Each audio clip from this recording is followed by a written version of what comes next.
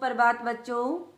बेटा, आज का हमारा टॉपिक है सफलता की कुंजी, अध्याय नंबर 4। शुरू करते हैं। समय का सदुपयोग तब बन पड़ता है जब उसके साथ उत्साह भरा विचार प्रवाह भी जुड़ा हुआ हो। देखा यह जाता है कि क्रिया और विचारणा एक साथ घुल मिलकर नहीं चलती। काम हाथ में कुछ है और विचार प्रवाह किसी अन्य दिशा में बह रहा है। ऐसी दशा में काम और विचार परस्पर घुले हुए नहीं रहते। ऐसी दशा में समय जिस प्रयोजन के लिए लगाया जाना चाहिए था, लग नहीं पाता। क्षमता दो भागों में बढ़ जाती है। फलतः न चिंतन सही हो पाता और न ही कार्य। समय का नियोजन भी वैसा नहीं हो पाता जैसा होना चाहिए। जब तक यह स्थिति बनी रहेगी, तब तक समय के साथ काम करने वाली दोनों शक्तियां आपस में सामंजस्य न बैठा सकेंगी। यह अधूरापन रह जाने पर काम भार रूप व अरुचिकर बना रहता है और उसमें लगाया गया समय सार्थक नहीं हो पाता।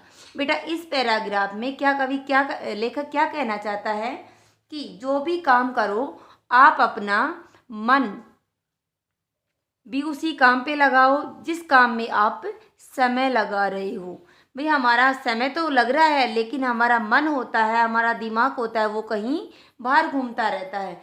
और ऐसी जब सिचुएशन आती है हमारे सामने, तो वो काम कैसा होता है, अरुचिकर होता है और वो सही नहीं होता, सार्थक नहीं हो पाता। आगे है, समय का सदुपयोग किसी कार्य के साथ जुड़ने पर ही हो पाता है। निष्ठल्ले बैठे रहने पर समय की बर्बादी होती है, बर्बादी होती रहेगी। भले ही उस समय कल्पना की उड़ानें उड़ते या किसी मनोरंजन में दिल बहलाते रह जाएं। निठल्ले व्यक्ति आलसी प्रमादियों की तरह समय गुजारने के लिए कुछ न कुछ आधार तो ढूंढ ही लेते हैं, फिर भी उसे वक्त की बर्बादी ही कहा जाएगा। जिस काम के साथ कोई महत्वपूर्ण उद्देश्य नहीं जुड़ा हो, वह रुचिकर नहीं हो सकता। अरुचि के रहते शरीर द्वारा की जा रही हरकतें एक प्रकार से बेकार भुगताने जैसी ही होती हैं। उनमें न पूर्णता रहती है और न ही सुंदरता। आधे अधूरे कान कुबड़े काम ऐसी ही मन स्थिति में बन पड़ते हैं। उनसे न अपने को संतोष होता है और न ही उस निर्माण का उपयोग करने वाले को। इस स्थिति में न कर्ता की योग्यता बढ़ती है और न ही उसकी प्रामाणिकता में चार चांद लगते हैं। ऐसी दशा में यह नहीं माना जा सकता कि समय का सदुपयोग हुआ, भले ही वह अवधि किसी व्यवस्था के बीच ही क्यों न गुजर गई हो। कई बार डरे के कामों में लगे रहकर समय व्यतीत करना पड़ता। प्राय नित्य कर्म नाश्ता, काम पर जाना, रात को घर लौटना और खाकर सो जाना, इसी बीच कुछ समय सुस्ताने और यतंकीचन मनोरंजन की भी व्यवस्था कर ली जाती है। घर खर्च चलाने के लिए भी इसी नीति में परिभ्रमण करना पड़ता है। नवीनता के इच्छित अभिरुचि के कार्य न बन पड़ने पर निजी योजनाओं और महत्वाकांक्षाओं का समावेश नहीं हो पाता। तब मौलिक स्तर पर सोचने, योजना बनाने और कार्य करने की गुंजाइश नहीं रहती। देखा गया है कि इस स्थिति को बदलने की गुंजाइश दिखाने पर भी इच्छा अनुरूप कुछ कर गुजरने की मन स्थिति नहीं बनती। अरस्तु जैसा कुछ चल रहा है, उसी को नियति समझकर स्थितियों के साथ तालमेल बैठा लेते हैं। आगे की बात सोचने और भविष्य को इच्छा अनुरूप ढालने की संभावना न देखकर उस और से उदास हो जाते हैं। ऐसी दशा में यह किया जाना चाहिए कि अपने निर्धारित कार्यों को ही रुचिकर बनाने के लिए मन स्थिति को तैयार करना चाहिए और जो कार्य हाथ में है उसे अधिक बारीकी से समझते हुए अधिक सुंदर और अधिक सुव्यवस्थित बनाने का प्रयत्न करना चाहिए। काम छोटा हो या बड़ा, उसका स्वरूप कैसा बन पड़ा, यह इस बात पर निर्भर करता है कि उसके साथ कितनी दिलचस्पी जुड़ी रही, उसमें त्रुटियां न रहने देने के लिए कितनी चेष्टा की गई, सर्वांग पूर्ण बनाने के लिए उस हेतु कितनी तत्परता बरसी गई।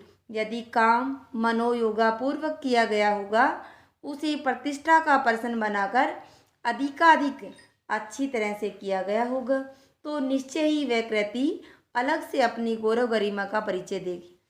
उसका सौंदर्य अलग से चमकेगा, साधारण होते हुए भी उसे विशेषता भरा देखा जाएगा। घोंसला कबूतर भी बनाता है और भैया पक्षी भी, पर दोनों की आकृतियों में जमीन और आसमान का अंतर रहता है। कबूतर आड़ी टेढ़ी लकड़ियां रखकर अपने बैठने का बनाता है और आराम करने की जगह बना लेता है, उसी में अंडे देता है। यह कमजोर बनावट हवा का तेज झोंक आते ही नीचे गिर पड़ती है। घोंसला उजड़ जाता है, अंडे जमीन पर गिरकर नष्ट हो जाते हैं। इसके विपरीत बया चिड़िया शरीर से छोटी होते हुए भी मनायोगपूर्ण अपना घोंसला बुनती है। साइज में तिनके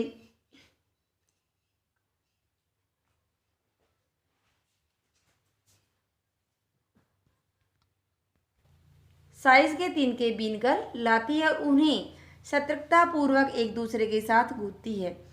आदि मध्य व अंत की बनावट कैसी हो, उसमें क्या फर्क रहे, इसका ध्यान रखती है। फलतः वह निर्माण ऐसा बन पड़ता है मानो किसी कुशल कारीगर ने अपनी समूची कलाकारिता दांव पर लगाकर उसे बनाया है। उसके भीतर आराम से रहती है। अंडे बच्चों के लिए हर ऋतु में वहाँ रह सकने की सुविधा प्रदान करती है।